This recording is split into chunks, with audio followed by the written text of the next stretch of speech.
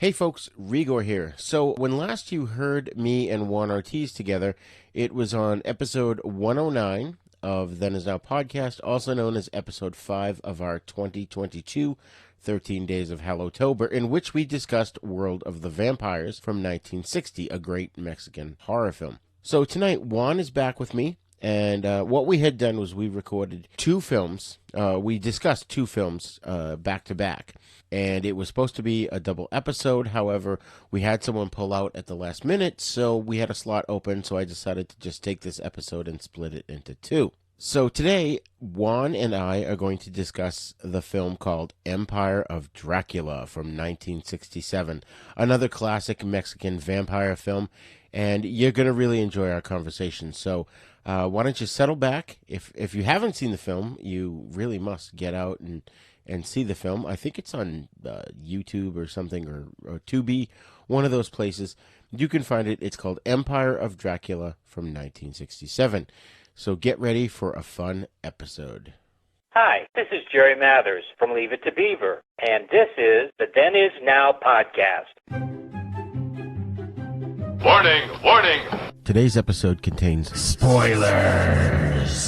So if you have not seen the movie or TV show that we are talking about, we highly recommend that you watch it first, then listen to this episode. Thank you. Rise and shine, my sinners.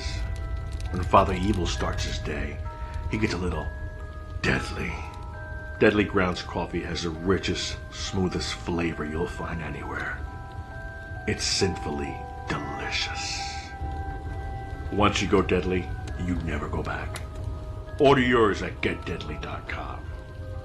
Coffee's so good, it's scary.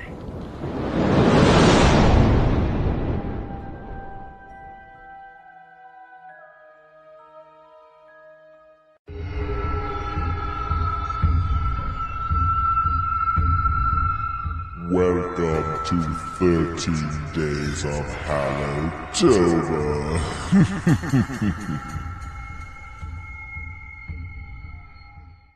Class is in session.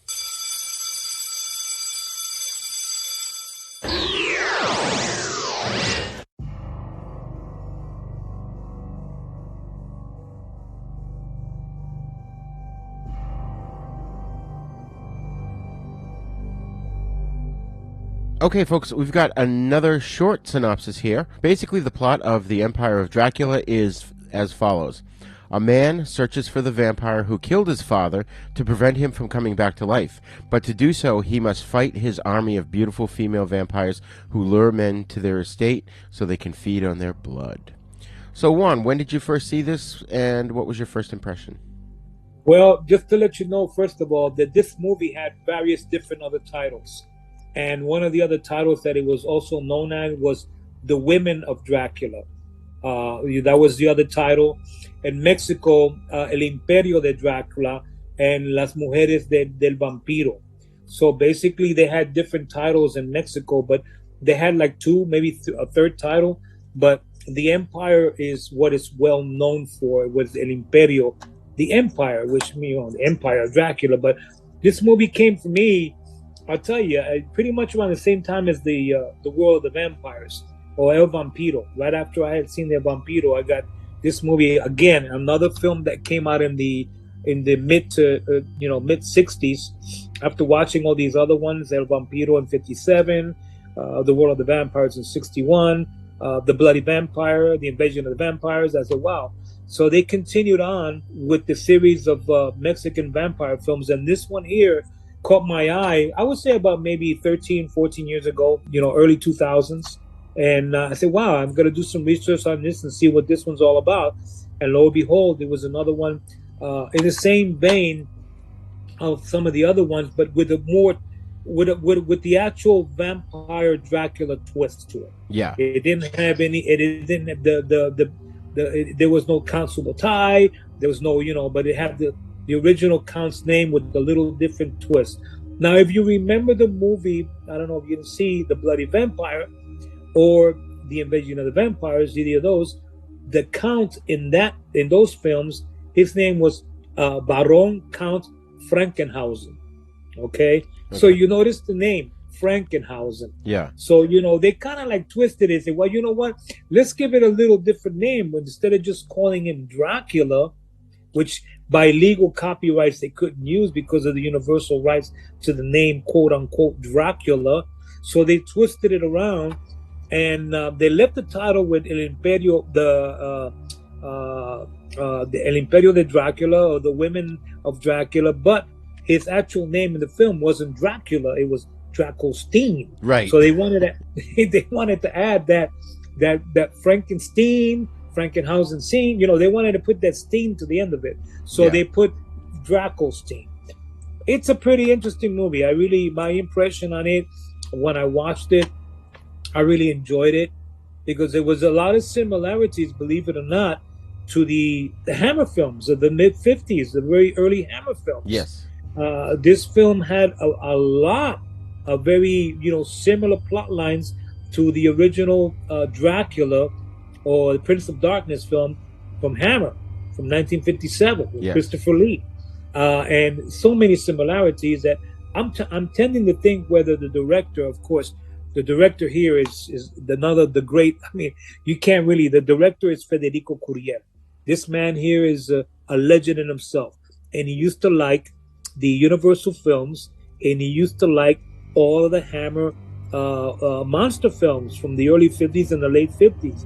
I might have thought he might have took the plot line somewhat. He says, you know what, I'm going to do a similar storyline to the original Hammer Dracula film, because it was very, in the film you see a lot of blood with the fangs protrude, you see blood and all this stuff. So, I mean, he used the same thing. So Federico Curiel said, well, you know what, let's do a Hammer type of Dracula, Prince of Darkness film for the Mexican version. And that's what basically this is. Yeah. Yeah, absolutely. Definitely, like you said, it had both a Universal and a Hammer influence here. This was my first viewing, and I watched the subtitled black and white version on YouTube, and the quality on this, of the print, was much better than World of the Vampires. Oh, okay, yeah. Well, I mean, they did, believe it or not, this particular film, Roger, was done, various versions of it. There was actually a color version of it. There is actually a color version of the film. Okay, I was going to ask you about that. Yeah, there's a color version of the film that was released somewhat. The black and white and the color version, the minutes extend somewhat. So there's one kind of like unedited, and there's an uncut version.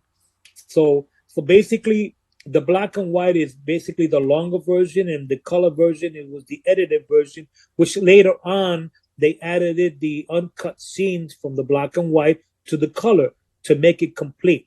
So now the color and the black and white is complete. But there was a time that this film, the two versions, one was uncut and the other one was edited, meaning the initial 10 minutes of the film, I would say the initial 10, 12 minutes of the film, where, the Baron is chasing the old man. I would say old man, how do you call it? Van Helsing, old Van Helsing. Yeah. Let's just use that name. Right. Chasing him through the castle, and there's like a 10-minute scene of him chasing him and trying to bite him, and he's fighting with him, and they go away into that room.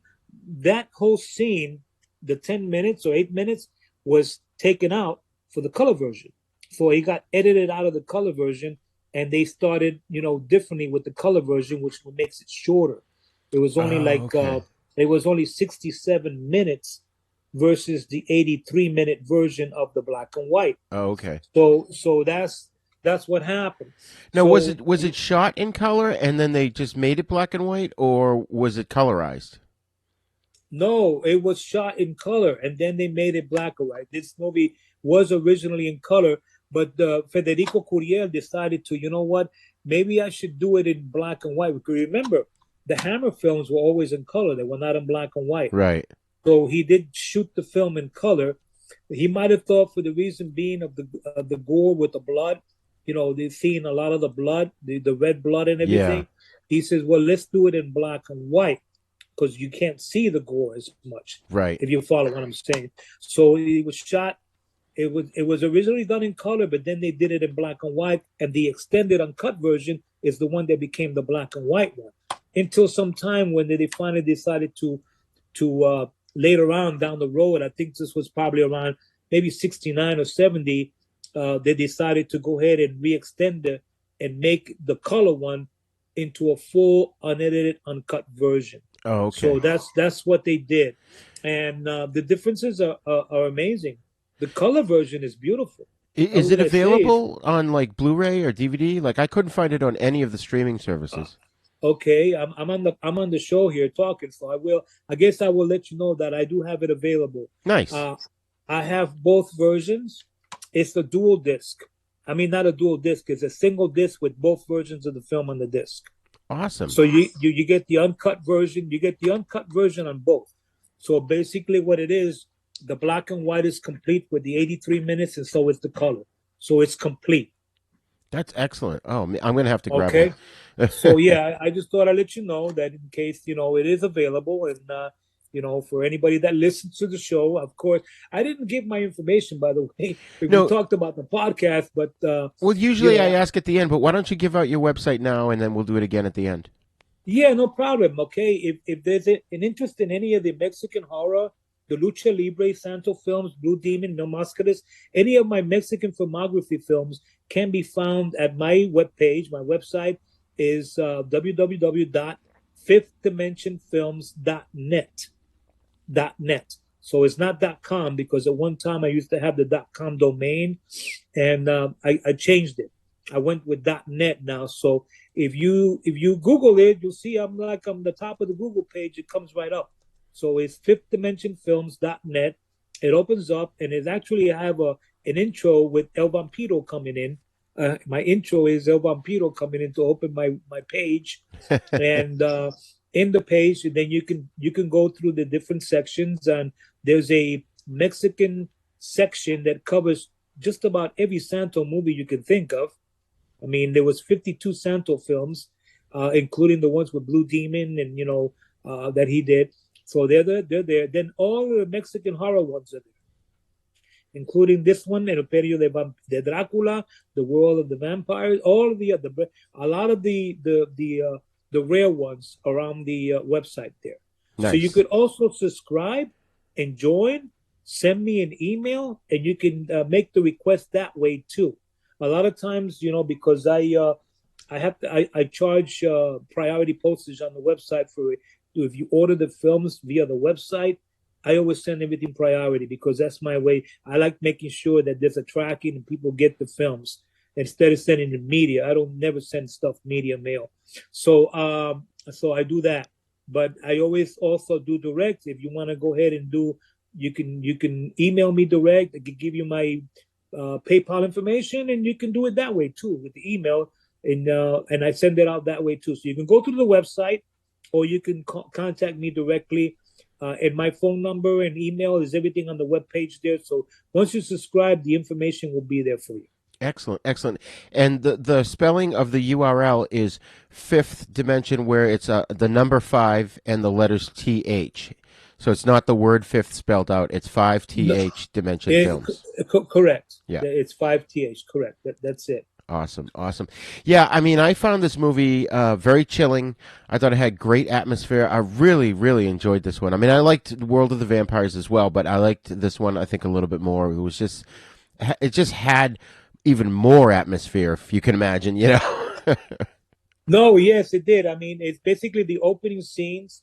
There's actually a verbal introduction, a narrator that, talks over the looming castle in the very beginning. Yeah. And then you see the shadow of Dracula on the wall with his cape extended. And of course you see his fangs, and it goes into the movie. But I got to tell you, the shot of the opening scenes of the film, okay, that castle, yeah, is again, it's a trademark castle that was used in Santo versus the Vampire Women. If you look at the opening shots of Santo versus the Vampire, it's the same castle. Oh, wow. And it's a model, right? Yeah, it's sort of like a model. That castle is not there anymore. It's gone. Yeah. But at one time in the 50s, in the 60s, it was there. So they used that property as a shooting sequences to shoot the films there, because it was very Gothic. It's perfect. to do the Dracula films. You see what I'm saying? Right. So the narrator comes on and he talks about, he's given this little story and his little summary about, the Drakelstein, who's the name of the vampire in this film. And then he talks, is he alive? Is he dead? Or has he lived? And the landing remarks of what he says in the narration kind of leads you into the movie to say, okay, so apparently this vampire was dead, but came back to life. Yeah. And this is what we see in the introduction, in the beginning uncut version, where you see the chase through his mansion, his castle, with the old, I'm going to say old Van Helsing, okay? Yeah. He's chasing old Van Helsing instead of old Van Helsing chasing him. And he's always trying to bite him, but he can't. And he's fighting with him. They twist over the ground. They fall over the tables. They go from room to room, and they finally go into that one room, and boom, it happens. The very same scenery that Peter Cushing did with Christopher Lee in the ending of the Dracula film. Oh, yeah. The chase ensues, and he's going through the rooms, and finally goes into that big ballroom there, jumps on the table, pulls the curtain, and that's it. So that's basically the same introduction here for this film, where the old man Van Helsing does the same thing. He pulls the curtains, and boom, the vampire just gets disintegrated. But then he puts the finishing touches, where he stakes him with a sword.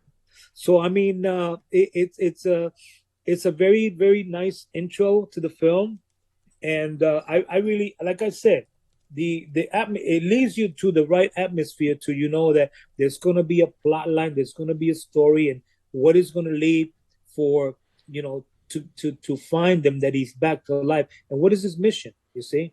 Right.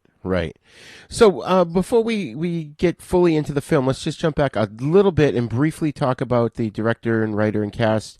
As you mentioned, Federico Curtiel directed this. He also did Brainiac, Santo versus the Kidnappers, Vengeance of the Vampire Women, Hellish Spiders, and one that I had never heard of and I really want to see now after reading the description is called Champions of Justice. Okay. Which that one has all the wrestlers except for Santo, right? Yes. I do have that. Oh, nice. With English subtitles. The Champions of Justice and the Mystery in the Bermudas, with Blue Demon and Santo. So, he actually, Federico Curiel, he did that one, The Champions of Justice. It's a pretty good film. It's a good film. And, yes, it is available. And Federico was very instrumental in many of the Santo films from the early 60s. Yeah. I mean, not only that, but he also did the Neutron films. He did the Neutron. Yeah. Neutron versus Dr. Caronte. But a lot of the Santo films and a lot of early Mexican horror films. There's a movie I got to tell you about, Brian. We're talking about Federico Curiel right now, and he's one of my favorite directors, okay? Besides Chano Urieta. Chano Urieta is like the number one. He's the king. But Federico Curiel is like the second in command here when it comes to filmography, as far as being a writer, producer, and director of all these great Mexican horror lucha films. But he did a movie in 1963 called The Monster of the Volcanoes. And it's a movie about a Yeti, an abominable snowman. Oh, wow. Yeah, it's a really cool movie. And he did that movie, and Joaquin Cordero, who's a very well-known character actor in many, many other movies. He was actually in the first two Santo movies, the origin movies of Santo, that he shot in Havana, Cuba, the Infernal Man and the Diabolical Brain. It was Joaquin Cordero. He happens to be in the Monster of the Volcanoes, and it's a really good movie. Federico Curiel really got off with this one because it was like a Yeti-like abominable snowman monster that's stalking the mountains of rural Mexico, and he had the powers of hypnosis, that he enchanted the women to come into his cave. Oh, you got to see this one. I don't want to go into that one, but yeah. I thought Federico was really good with that movie. He also did the Nostradamus films. Okay. Yep. Yeah, the ones with Herman Robles. Yes. He did the Genie of Darkness, and he did the Curse of he did the Curse of Nostradamus. Genie of Darkness, and all the other ones, El Monstruo de las Tinieblas, and then he also did the vehicle, the Brainiac. He was involved with the story and the adaptation of the Brainiac. Yep. The storyboards he put together for the Brainiac was because the idea that Abel Salazar and Alfredo asked him to get involved directly with it. So he said, I'll go ahead and, since you already got your cast lined up as far as directors and producers, I'll go ahead and do the storyboards and the adaptation for the Brainiac, which he did. So he was involved with that. Many wrestling, Bill. And of course, he was with the Western horrors. He did a lot of the Western horrors, like the Black Whip against the Imposters. He did a movie called The Revenge of the Resuscitated, which is another Western. The Neutron films. He did all the Neutron films, the 5 Neutron films. Right. He also did the Cazadores de Cabeza from 1962, which is another. It's basically like a lucha libre film. Yeah. Okay. He did a lot of the Western horrors with like the Black Whip, the Return of the Black Whip, and it had horror elements in it. He was involved with that, and he did a mystery Jekyll Hyde film. Actually, 2 of them back in 61, called El Fistol del Diablo, okay, and Juego Diabólico, which is it's like a Jekyll Hyde character, and it involved the story of Dr. Jekyll and Mr. Hyde, and Federico Curia was involved very much with that. Nice. Mystery of the Black Whip was another one in 1958 that he did. Again, his Western horrors were amazing. Yeah. And starting with the Black Whip in 58, and his storyboards and everything were really good because he wanted to. This is what led the other directors and others get involved in doing horror westerns. That's why there's such a big thing on the horror westerns alone. You could do a whole show just doing Mexican horror western by themselves. Well, I was actually going to say that. We're going to have you come back so we can do that. Okay, no problem. And then he went on to do many other films, but his rise to fame were basically all the stuff that he did in the early 60s, the Santo films, the Neutron films, the Nostradamus films, and he went on to, when he did this one, he didn't want to stop there. He wanted to continue because the Monster of the Volcanoes, a couple of the early Santo, he did the trilogy of the Santo films, the Hotel of Death, and he did 3 films in the early 60s of Santo. The Adventures of the X-Sixters, which are like Zorro, female Zorro characters. The Diabolical Brain, which was a 3rd film in the Federico Curia trilogy of the Santo films. The female Mask Avengers, which Wow. he had females here. He had women Zorro characters in these movies, in both the Adventures of the Sister X and the Avengers of the Mask Invaders or Mask Avengers. Yeah. Then he did the Hands of the Leopard, which is another Western about a Zorro type character. He did the Daughters of Zorro in 1964. Wow. I guess he liked Zorro a lot. I guess, yeah. That's hilarious. And then he did one of my favorites, Roger, in 69, just before 70 hit. He got involved with Mil Máscaras. Of course, Mil Máscaras had a name going for on his own already. He was instrumental in doing a lot of the stuff for Mil Máscaras, but he did the movie Las Vampiras, the Vampire Women, in 1969 that had Mil Máscaras and also had John Carradine in it. Oh, okay. So he did the screenplay for that one, which was amazing. It's a pretty good movie. You got to watch that one. Yeah. Okay. And in the 70s, in the early 70s, he still was doing horror. He was doing Western horrors, and he also did like a superhero film. In 1971, he went on to do Superzan, The Invincible.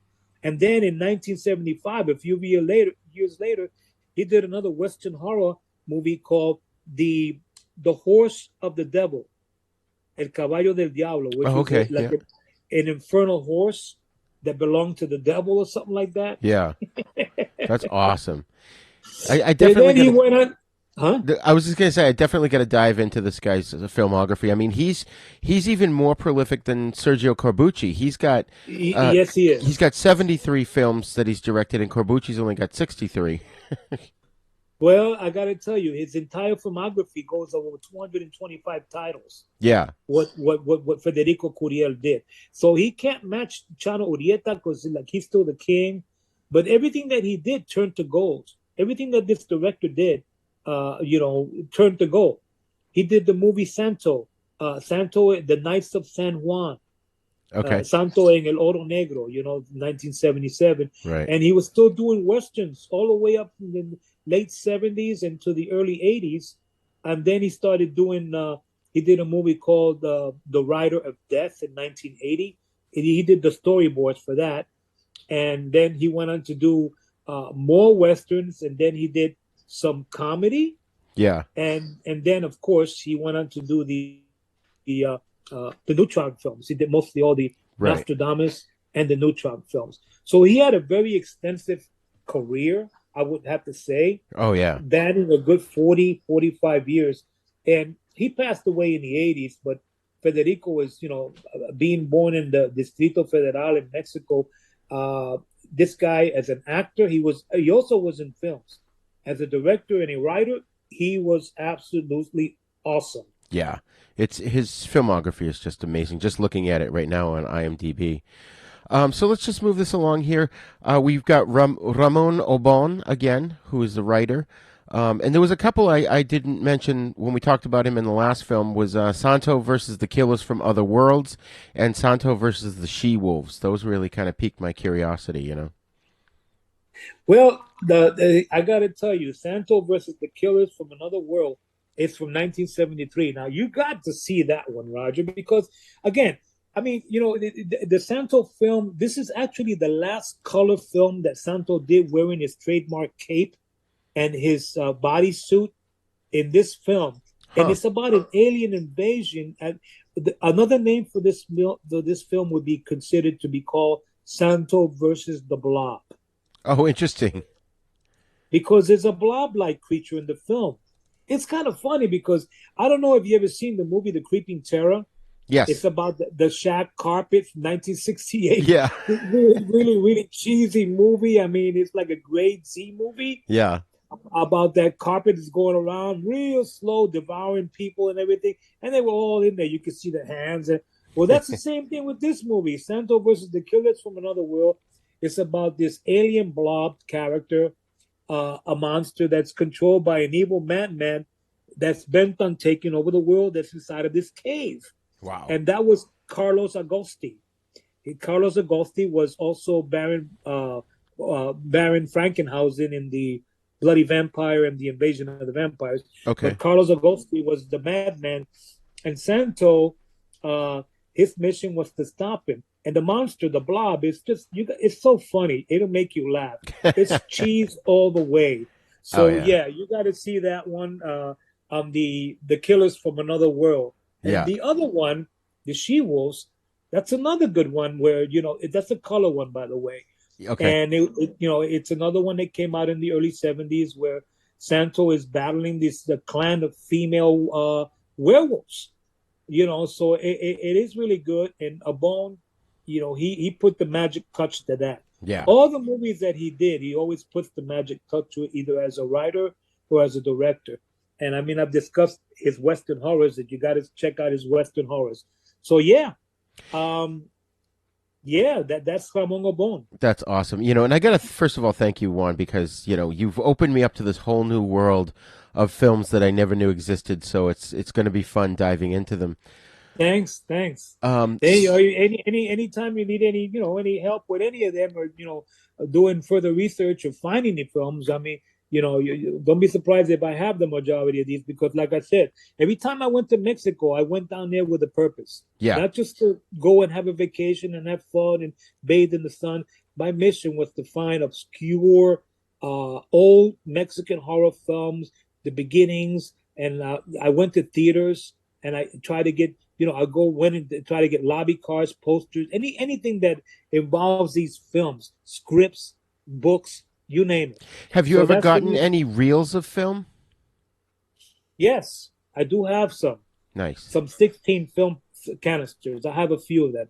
Not a whole lot. I don't have a 16 millimeter projector anymore, and I don't think these were never made in Super 8, like the old Castle films. Yeah. I mean, not that I know of. That I don't think any of these were ever converted to a Super 8, but I do have a few on 16. That's awesome. So now, is there anything you want to say about the cast of this movie? I really didn't know anybody in this film. Okay, I do want to talk about one more as far as the writing credits. Oh, I'm sorry. Go ahead. I want to talk about the producer of this film. His name is Luis Enrique Vergara. Oh, okay. Okay. Yeah. He's like the main guy here. He produced the film. He didn't direct it, but he produced it. And Luis Enrique Vergara is an incredible story with him because he was the one that was basically involved with his family in the passing of the heirs and the rights to the two of the Holy Grail Santo movies that came out with this nudity in them. Which was Santo and the Treasure of Dracula, El Vampiro and the Sexo, the Vampire and the Sex, and the other one was The Riders of Terror. The Riders of Terror, the Western that Santo did, was produced by Luis Enrique Vergara, and they did a international nude version of this film. Oh, wow. It's like a holy grail. That one's yet to be found, and I do believe that Vergara's niece has the films in the vaults because since he passed, she has the rights to a lot of these films that are in the vaults of the Vergara family. Yeah. But the son of Santo, he's locked in with legal matters and trying to get the Vergara family to not to ever release these films like they did with the Treasure of Dracula that got released.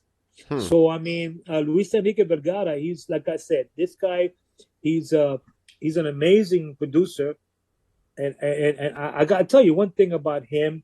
His filmography is very unique because everything that he even did Boris Karloff movies. I don't know if you remember, he produced the Island of the Snake People, and there was a couple of Boris Karloff movies that came out in the early 70s were real cheesy that were done in Mexico.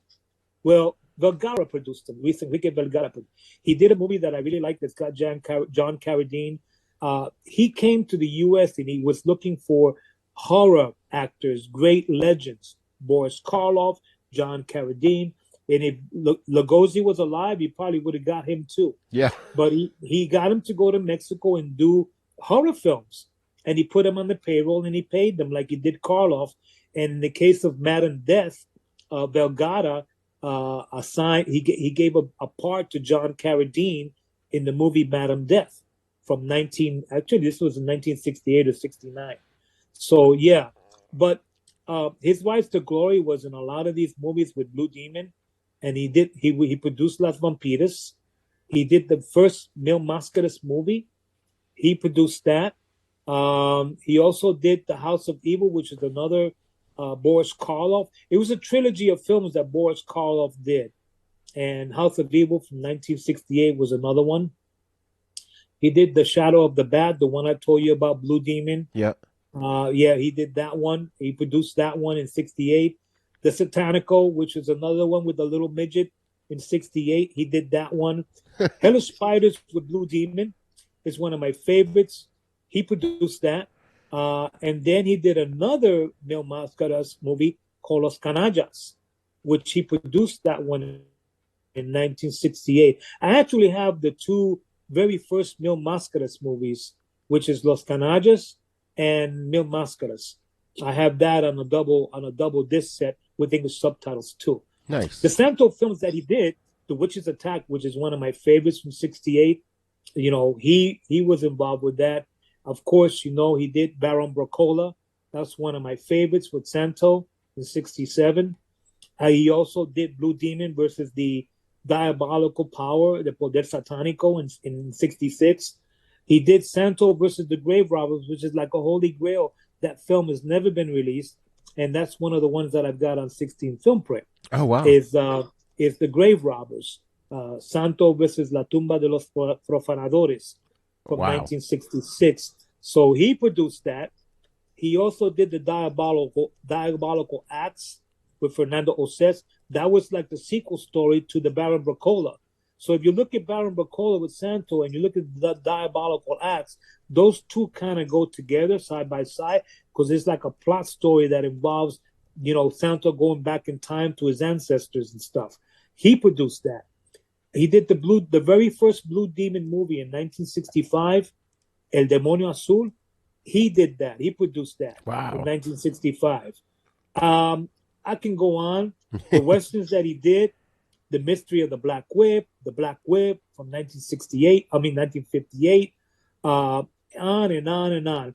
Of course, Alien Terror and Fear Chamber was part of the other trilogy of the Boris Karloff movies that he did. He was also a writer. He produced and he wrote the stories for those too. Nice. So, yeah, and then this one, The Empire of Dracula. Right, and So he's listed here go. as having the idea for it. So he must have been a very creative guy that would come up with all these concepts and then put them into production, right? Absolutely. Yes, I agree. Mm-hmm. That's amazing. So let's jump into the cast a little bit. Like I said, I don't really have much. What do you want to talk about with the cast here? Well, we could talk about the main character. His name is Eric del Castillo. He plays Baron Drakelstein. And Eric was born in Mexico, in Guanajuato. And, he was born in 1930. And believe it or not, this gentleman is still alive today. He's pretty old. He's up there in age, but he's still alive. And Eric del Castillo has an amazing, amazing filmography. He actually did a novella. He did a soap opera 2 years ago called La Doña. Oh, wow. And so he's very active in Mexico he's a much older gentleman, of course. He's got to be in his 80s, but he's very prolific. And they love him in the soap operas. That's all he's been doing in the, 2017, 15, 16, soap operas. Nothing but soap operas. Because I guess that's his love. He got into the soaps early on after he did all what he did. But he's he's still active to this day. And he's got over 300 film credits to his title. I gotta say, Eric del Castillo is a very, very prolific actor. That's great. Going to the early, in the 2000s and into the 1990s and the 80s. He did a lot of westerns. He loved westerns. Most of these actors from Mexico, they cross over, but their love of heart is a lot of Mexican westerns because you know that Mexico has a huge thing on the western. Their history is based on Pancho Villa, the western. You know what I mean? That kind of stuff. Absolutely. So Zorro. therefore, that kind of stuff. But I got to say that Eric del Castillo is a tremendous actor. Not to mention his filmography. You can't watch all his films, but you want to go back to the early ones that he did back in the 60s and the 70s and the 80s. And he was involved with quite a few horror projects. He did some horror films. He did another movie called El Rostro Infernal, which is like another movie involving a hideous zombie-like character, besides this one. And basically, everything that he did had a magic touch to it. Mexico always loved him as a prolific actor in doing all the films that he did. Eric del Castillo to me is always going to be, an incredible, a major actor, a known actor. He's not a B star. He's actually an A star in Mexico. Yeah. He also did some biblical films. I think he did the story of Jesus of Nazareth, and he did a couple of other historical biblical films because they like kind of they cross over and they like doing these films. And then he did a Mexican version, believe it or not, of The Island of the Lost Souls. Wow. This was back in the early 70s. And he was the captain of the ship, The Island of the Lost Souls, the Mexican version. How about that? Huh? That's amazing. Yeah. They always want to take takes on it, on different films that were made here. He was involved with the he was in the Santo film, The Vengeance of the Mummy. I don't know if you remember the one 1971 where the son of Santo was with him in the film. Oh, Okay, yes, yeah. okay. Well, The Vengeance of the Mummy from '71. Eric del Castillo played the role of Sergio Morales in the film. He's in that film too with Santo. Like I said, they always, got him to. His character was very demanding character, and he stood tall. He also did comedy, believe it or not, with Capolina again, with the two guys that I told you about. Yeah. The Abbott and Costello, the Mexican version. Right, He right. did a movie called Brother Capolina, which was it was a comedy, but he was a character in that. He did some westerns, and then remember, I don't know if you remember the movie The Enigma of Death. The name is familiar, but I can't recall it. Yeah, well, the Enigma of Death is Mil Mascaras. I have that film. He's in that, okay, and he is actually how do you call it? He's like a guy that runs this a carnival that's run by Nazis, and yeah, man, and the guy, the Nazi guy, is John Carradine. Oh, So jeez. I mean, yeah, you got to see that Enigma of Death, and his role in the film with the Nazi carnival is Count Sandokan. So that's Eric del Castillo. If you want to see, he was also in the very first Mil Mascaras movie in 1969. He was in that. So I mean, a lot of these stars, you get to see them crossed over. If you watch some of these other movies, you get to see them. Oh, I remember him. He was in this movie. He was in that movie. Oh yeah, he was. So they kind of like become character actors, if you know what I mean. Yeah. So that's how you get to see. One of the movies that I liked of him, he was a police captain in the movie of the Panther Women, which was Okay. having to do with the luchadors, the Panther Women. Yeah. Have you seen that one? I haven't seen it, but I am familiar with it, yes. Okay, well, he was the Captain Cordero, Captain Diaz, I mean, in that movie, in the Panther Women, which is really good. It's with Mexican wrestling women. So he was in that. And then he was in a couple of, believe it or not, rock and roll movies in Mexico in the early 60s. Wow. I mean, they did Acapulco a Go-Go, they did Mexico de Rock and Roll. He did a couple of those, and they were all like musical rock and roll movies, like Buddy Holly type movies with Right. singing and dancing in clubs. And he was a club owner in Acapulco a Go-Go. He owned the club, so that was Eric del Castillo. That's So awesome. I mean, that's him. He was the movie that you're really going to see him shine too is Santo versus the Strangler. That's the one where it's the House of Wax, the Vincent Price character Yeah. in the two Santo movies, the Santo versus the Strangler and the Spirit, the Revenge of the Strangler. Well, Eric del Castillo is in both of those movies too. Wow. He was also in the She-Wolves of the Ring, which is the female wrestling movie. So you see, he was in a lot of the lucha libre films. Right. He was in a lot of them. Because I mean, once you start one and you do one, Roger, the directors, the producers, the writer, they see that you're talented. You got good talent. You're a good actor. You do the role well. You know your scripts well. So they right away they have you go on and do more and more. You want to be in this one, you want to be in that one, and of course they're going to say yes. Yeah. Oh, yeah. His horror films from the early 60s, besides this one, he did the La Huella Macabre, which is the macabre tracks. He was Count Brakovan in that. See, they use different kind of names, but he was uncredited in that one, and it's pretty good. And he was also in The Incredible Face of Dr. B, which was the first movie of Count Brakovan. Okay. And his name was Eric del Castillo, but he was in that film too. So he did two films there. Mr. Storm, he was in that one that I talked about. Yep. With the wrestler. He was in that. And he was also in the Living Head. The K. Gordon Murray English W, The Living Head, that one, he was in that. He was the cop that was killed by the Aztec Mayan zoo. So you get to see him in that. And he was also in The Blood of Nostradamus. Wow. So if you see The Blood of Nostradamus with Herman Robles, he plays the role of Gonzalez in that. So you see his filmography.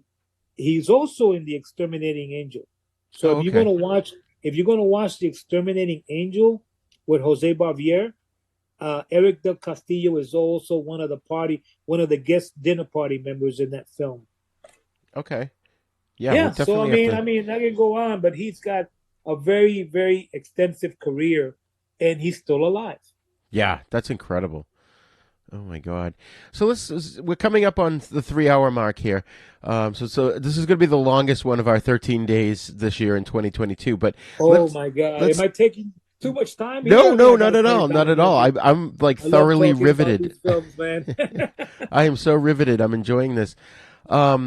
So let's just go into the story of the film here a little bit. You had already mentioned at the beginning it opens with Dracula basically chasing Van Helsing around the castle. Oh, and that's something I didn't mention on the last film. It seems that Mexican vampires, at least the ones that are Dracula-like, aren't very strong. They're not lifting up humans and tossing them around like rag dolls. They're actually engaging in fist fights and sometimes getting knocked out, you know? Exactly. They didn't have the so per se strength like in the world of vampires. You saw that Rodolfo was kicking his butt around and knocking him down and everything, and he couldn't really get to him to really suck his blood and kill him. And in this movie, it's the same thing. You got an older man. He's got to be a senior. He's got to be in his 60s or 70s. Yeah. And he's chasing him, and he's actually giving him a run for his money.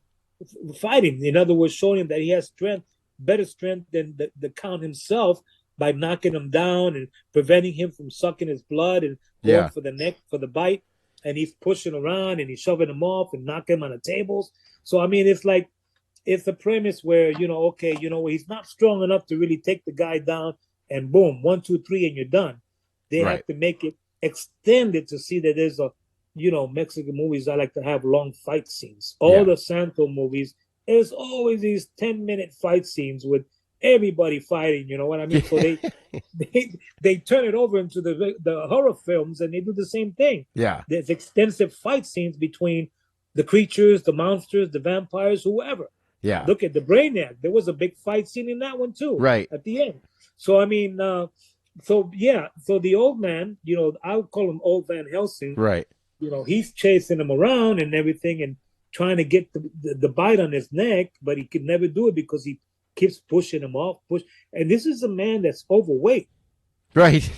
the guy is overweight. I mean, he's got this strength. I say, wow, he's even stronger than Dracula himself. Right. So he's able to brush him off and get him down to the count and then finally get him into that room, and they're knocking tables over and everything. So that opening scene is very instrumental into leading the storyline.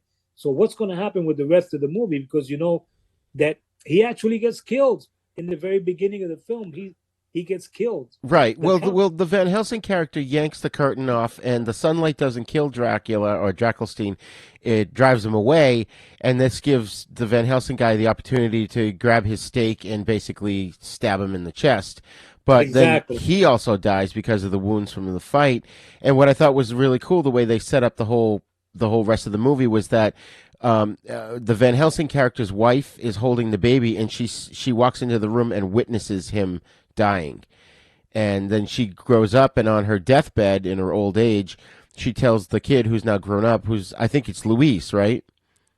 Yeah. The son. The son, yeah. She tells Luis that basically now is the time. Dracula's going to return, and you got to go and kill him. You got to find the cross of oak so you can kill Dracula.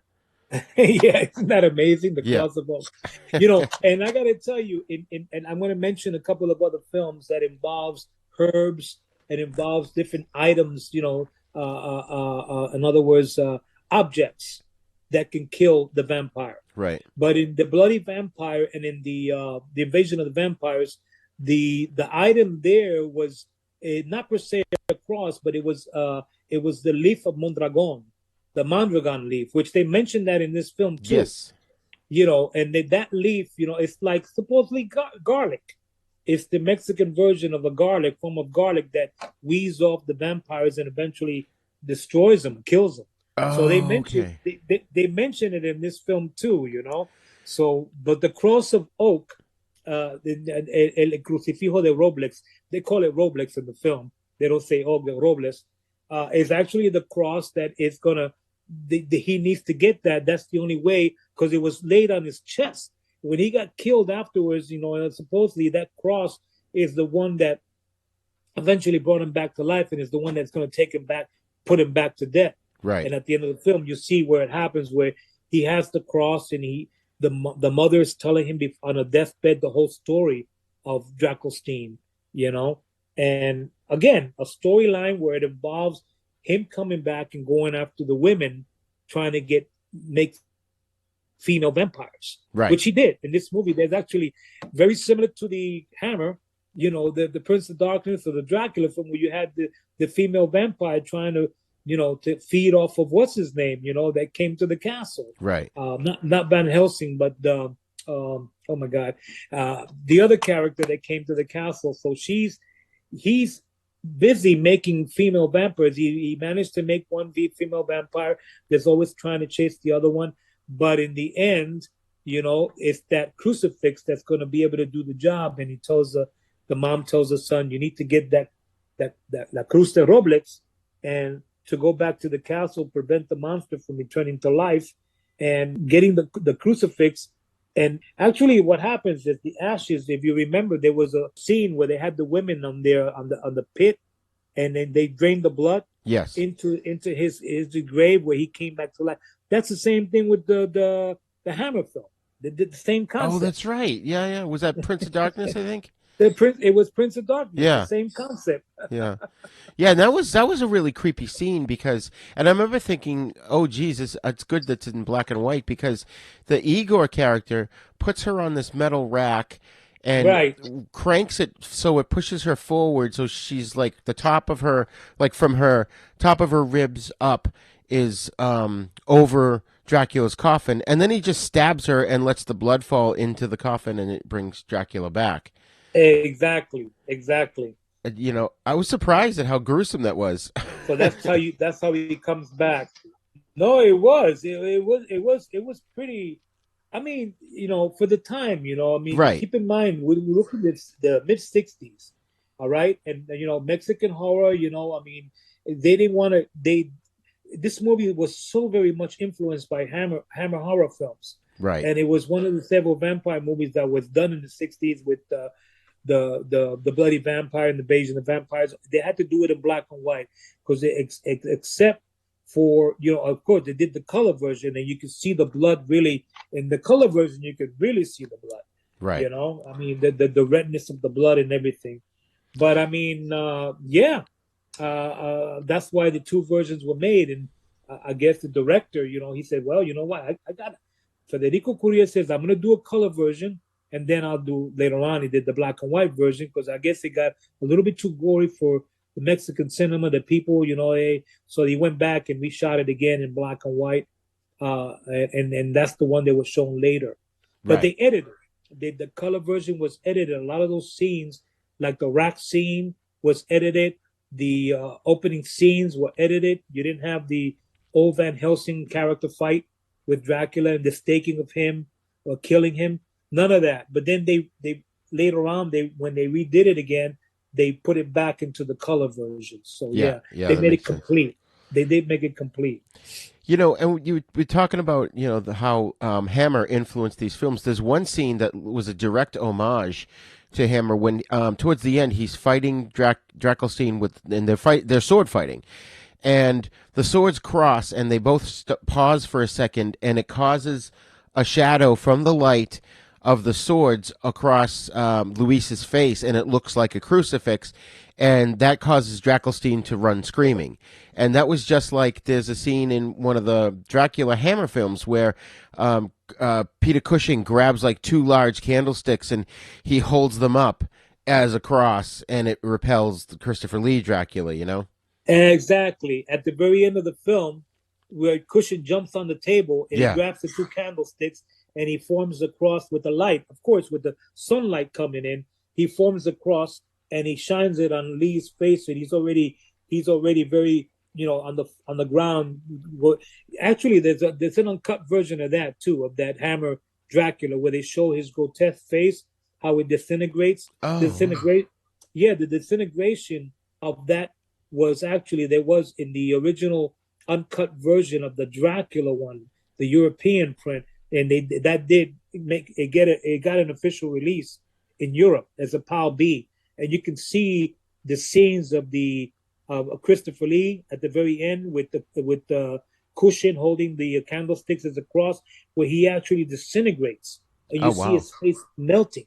They show that. So yeah, you're right. They did, for this particular film, Dracula's theme, it's the same thing. I mean, Reese's the fight is going and it's ensuing, and they they land up doing that scene because I guess, the director, wanted to say, do it as many scenes as you can where you can influence the Hammer film. Right. So that way the people can see it. Remember, this was the 1960s.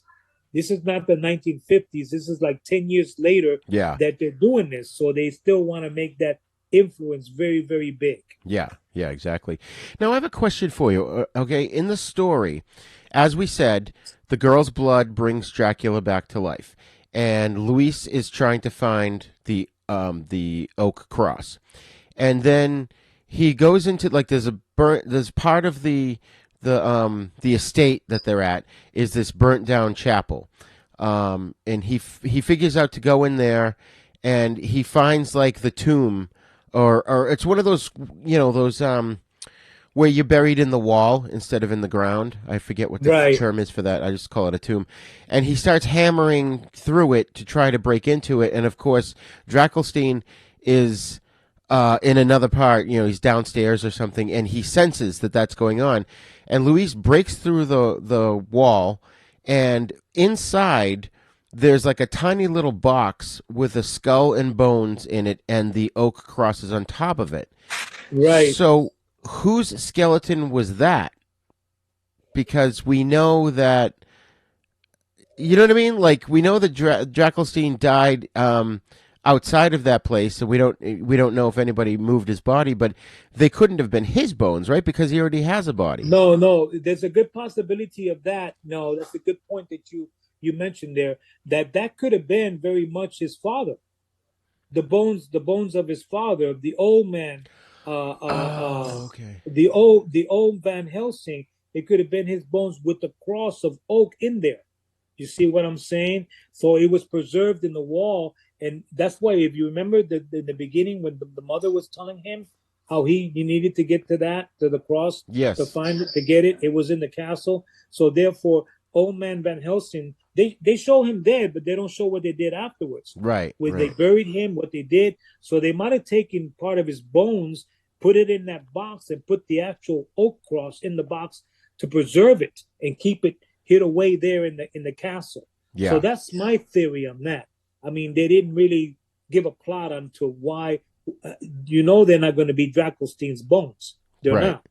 So yeah, because they're in with the oak. So, but I think that's what it was. It might have been, old man Van Helsing's his bones, part of his bones in there with the cross. Right. Yeah, because then Drakelstein comes up behind him. Luis grabs the cross out of the wall and turns around, and it looks like he's pushing it right towards Drakelstein's chest. But then they have this like 15-minute fist fight scene, and I'm like, "Where's the cross? Where's the cross?" They fall down the stairs. Yeah, he gets up. They jump over the back. I mean, it's like the banisters, and they go down to the part where the pit is, with the rack. Oh yeah, they fall over that. They're fighting over that. I mean, it's like on. But again, they want to do a long fight scene like in all these other movies, like they did in the World of Vampires. Yeah, they have to throw that in to make, I guess, give it some more time, add more footage to the film. Yeah, but padding. I mean, that they're going to show you good versus evil fighting. So who's going to prevail? Right. Is evil going to prevail, or is good going to prevail? And in the end, that good is always going to prevail over evil, because in the fight, it goes on and on and on. And then what happens? He lands up going in there, and he lands up killing him anyway. Right. You see? So, yeah, that's a good point. That these fight scenes that he doesn't take them out right away, because you know that there's always going to be something added on to the plot of the film where it's going to make it more intense. Right. So by adding all these fights, I guess they make it intense.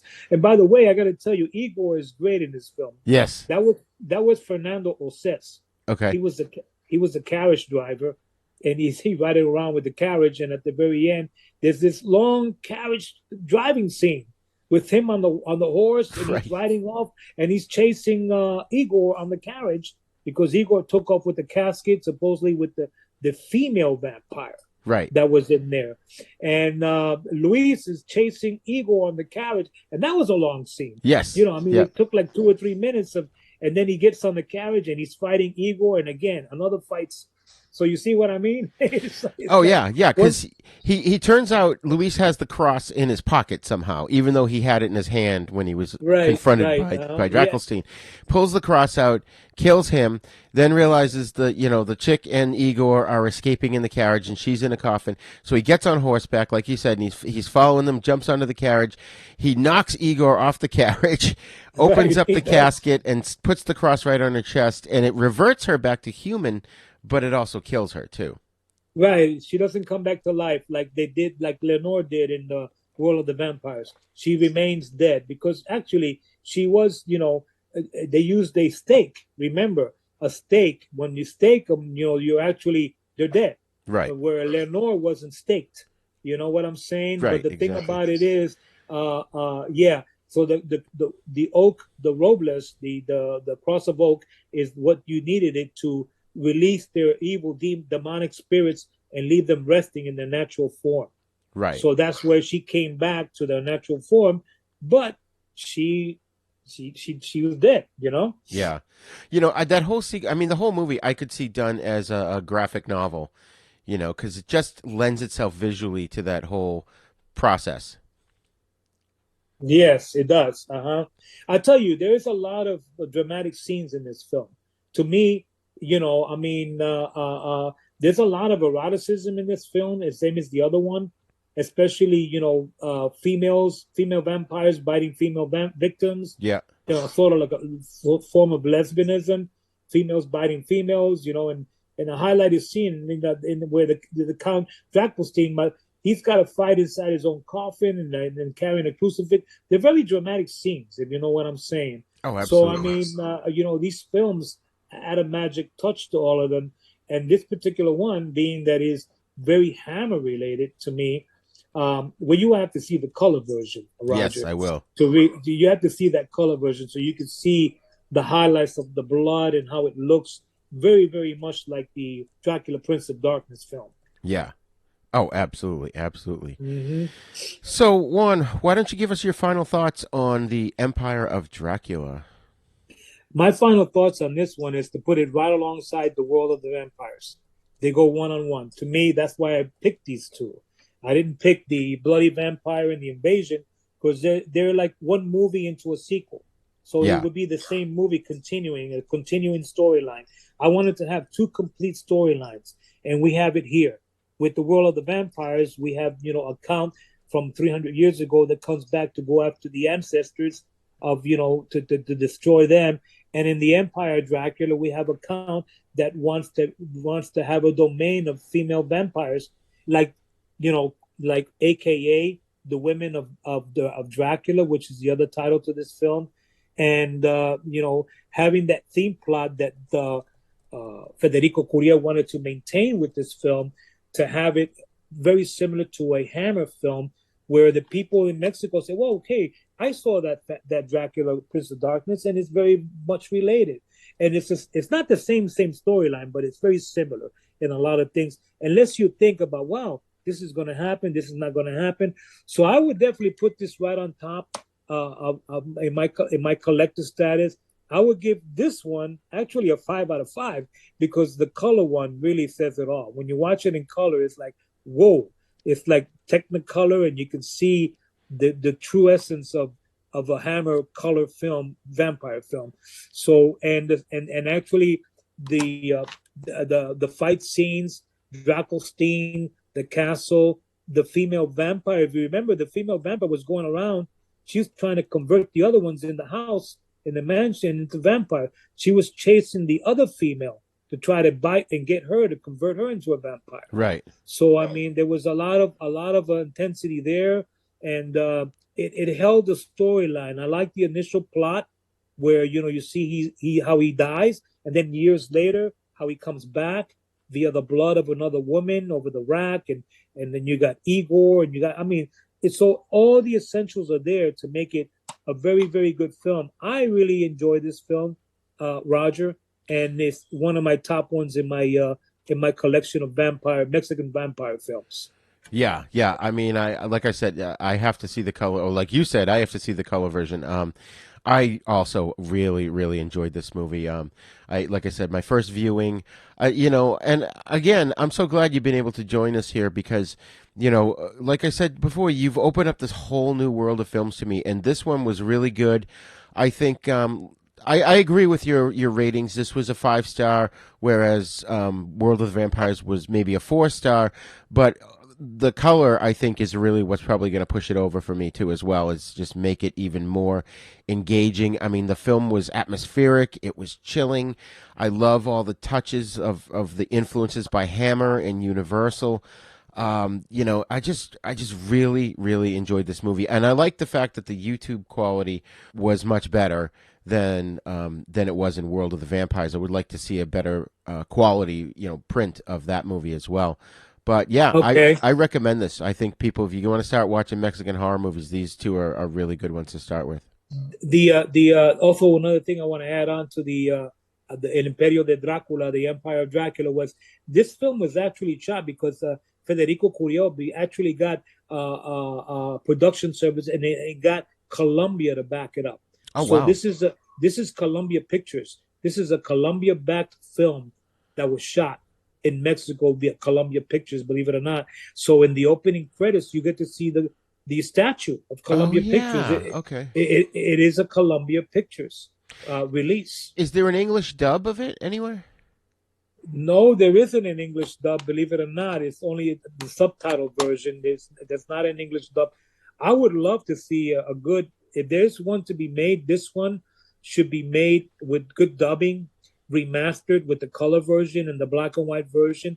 I would love to see this officially released. Maybe VCI, some of these other companies, and I'm mentioning names, but I mean, the ones that are doing all these dub versions now on a lot of the Mexican horror films. Right. But yeah, no, I have both films, and they're on one disc, but they're great. The color's beautiful, and then the prints are very nice, better than the YouTube quality ones. Oh yeah, the YouTube ones. I would have to say that. Yeah, absolutely. Well, thank you so much for joining me again, Juan. This has been awesome. It was a great show. Can you tell the listeners once again where to find you online? Sure, Roger. Thanks. You can actually go onto my website. It is www.dimensionfilms.net. Okay, so that's where you'll find me. My website, and I also have some other interesting films on there too. On my website, besides the Mexican horror films and lucha libre films, I have an extensive. Believe it or not, I'm a huge fan of Euro spy films. I mean, I'm a fan of everything, Roger. I mean, but I love Euro spy films from the '60s and the late '60s and the '70s, and I have an extensive collection of Euro spy films on my website that people can purchase. They're Italian made, with some of them with English subtitles, but the majority are Italian and French made and German made Euro spy films. They're like the Bond type films that came out in the '60s. I have that, and I also have a small section on Japanese horror because I follow the filmography of Nobuo Nakagawa and some of the directors of the 1950s in Japanese horror, and the lore of the ghost films and vampire films that came out in Japan in the 50s. So there's some films of those on the website, and I also have some posters and lobby cards of Mexican horror films and other films and Euro spy films, you name it. So browse around the site, and with whatever appeals, send me an email if you have questions on any of the films, any of the items there, and we'll go from there. That's awesome. That's awesome. And I'll put your website in the show notes so people can click on it and Thank find you. you. So, Juan, we're going to have you come back again to talk about Western horror films and Federico Curial. There's so many Mexican films to discuss. And now that you reminded me that you're a big Eurospy fan, you're going to have to come on as a guest on my new show, the Cult Movie Lounge, so that you, Oh, me, and Robert Manel can talk about Eurospy films. oh my God, yes. I have, I have the Bible to the Eurospy films, but I mean, there's so many of them. Some American-made ones, a lot of the German ones, the Italian ones. I mean, there must have been a couple of hundred Eurospy films. I don't have them all, but I have a large amount of the films in my collection, and they're on the website. And I Yeah. also give a very good detailed description of every film. So if you click on the poster, it'll take you to the next page where I give a detailed synopsis of what the film is about, who's in it, when it was made, and so forth, the directors, and a little bit of that. So you get a little plot summary with each one if you want to know what the film is about. There was actually some pretty good Eurospy sci-fi films that were made too. And, maybe one or two that are in the semi-horror mode, but no, most of them all action, James Bond type films, spy versus spy type stuff. And I love that, so I put those up there along with my Mexican monster stuff and my lucha libre stuff. So yeah, for everybody to browse. It's just fun browsing to the side and looking at everything. It's just fun doing that. Yeah. Excellent. Excellent. Well, thanks a lot, Juan, and we'll talk to you soon. Okay, Roger. Well, thank you for having me on the show. It was a pleasure and honor, and I'm looking forward to the next one. Just keep me in tabs and let me know. Yeah, I would love to do a Mexican Western horrors. Yeah. And along with Chano Urieta and Federico Curiel and some of the other great producers and directors that did these films in the 50s and 60s. And also the Dracula episode that you want to telecast, I'll be more than happy to join you on that. Oh, I mean, great. for the end of October. I don't know if it's going to fall during my time that I'm going to a Chiller Theater. So, but I will let you know the dates, okay? Okay. Well, it's actually September. It's going to be in September.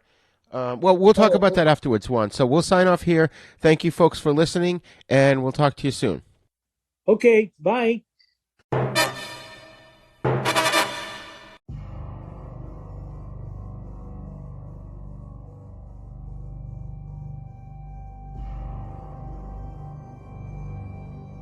Okay, folks, that's all the time we have for today's episode. Thank you for joining us for our special 2022 13 Days of Hallowtober event in which we're discussing vampire films this year.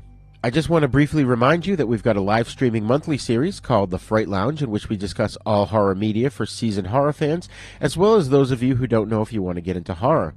We've also got a new podcast called the Cult Movie Lounge, in which award-winning blogger Robert Manel and I discuss all cult movies all the time. And here's, of course, our sister show, The East Meets the West, in which we discuss Shaw Brothers films and spaghetti western movies, all of which can be found at our website, Haven Podcasts, that's plural, havenpodcasts.com. And while you're at our website, be sure to click on our Patreon link and TeePublic link to help support the show. We've also got a YouTube page, so please go to youtube.com/user/UncleDeath1 and subscribe to it. And don't forget to hit that little bell so you get notifications when we put out new episodes. And of course, we want your feedback, so please email us at thenisnow42@gmail.com. And you can also join in the conversation at our Facebook Then Is Now podcast group as well. Then Is Now podcast is part of the Dorkening Podcast Network, so please check out the other great shows there at thedorkeningpodcastnetwork.com. That's right, folks. And all of those links, like I said, they're on our website as well as in our show notes of every episode. And we are on all the podcasting apps. So if you like our show, please go to wherever you download your podcast from and leave us a great review, because that bumps us up the list in the algorithm and helps more people to find us. Thank you for joining us today. Class dismissed. Then Is Now podcast is intended for entertainment, educational, and informational purposes only. Sounds, music, and clips played during this podcast are the property of their copyright holders. All original content is copyright Jupiter Media.